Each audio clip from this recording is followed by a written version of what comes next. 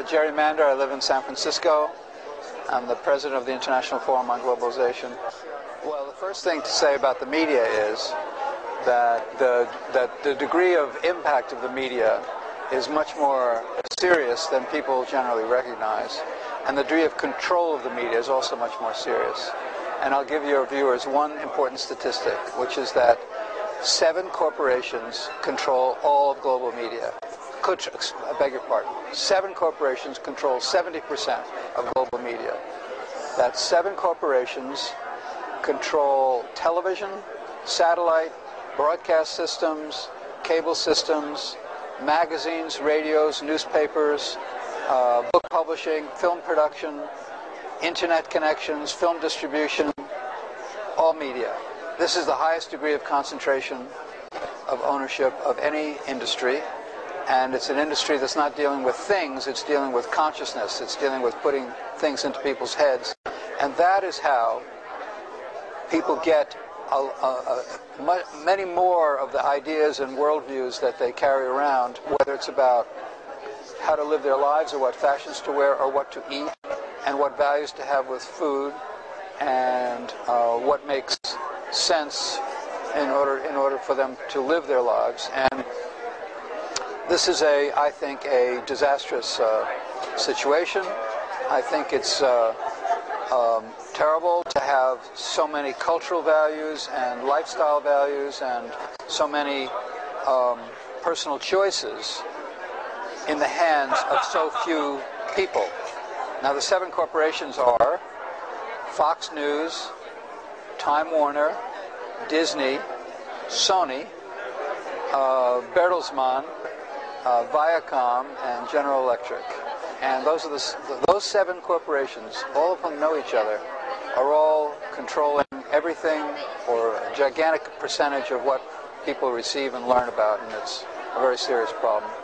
In the United States, the average person sees 30,000 commercials every year, 30,000 repetitions of exactly the same message, which is to say, do this, do that, go buy something, this will make your life better, you'll feel better, you'll do better, and so on, and using very, very powerful interventions technologically in order to achieve that. I don't know how many commercials the average person sees in Japan, but I think it's comparable. I know the average Japanese watches more television than the average American, and it's about 4.5 hours per day in Japan. I'm not sure the latest numbers, but 4.5 hours per day means that the average Japanese person watches more television than they do anything else except going to school or sleeping or working. During that time, they see a lot of commercials about commodities, including food as a commodity. And the commercials are telling them that something is valuable or nourishing or tasteful without explaining very often what the extreme negative side of that is. And it's inundating them with a view of the fashions of food, which have nothing to do with the kind of nutritional values or healthful values or the truth, for that matter, that would really inform their lives. Now, particularly egregious is the way advertising is directed at small children, because in the United States, again, I don't know the numbers in Japan, a huge amount of advertising is directed at children under the age of 6. Telling them to tell their parents to buy them sugary foods that are not good for them. And there's no way of stopping that, and it's an extremely serious problem. So why are these corporations, they're trying to sell these food if it's not nutritious? Well, because they're operating on a hierarchy of values that has nothing to do with values that we think are good values. They're operating on profit and growth as their primary values, and if they don't grow and profit, then they're not viable as corporations. So they're totally not interested in what true value is about. They're only interested in it's only self-interest. So when they speak about health or nutrition, it's usually just from a public relations point of view. It may have nothing to do with what's true about the food, unfortunately. Yeah.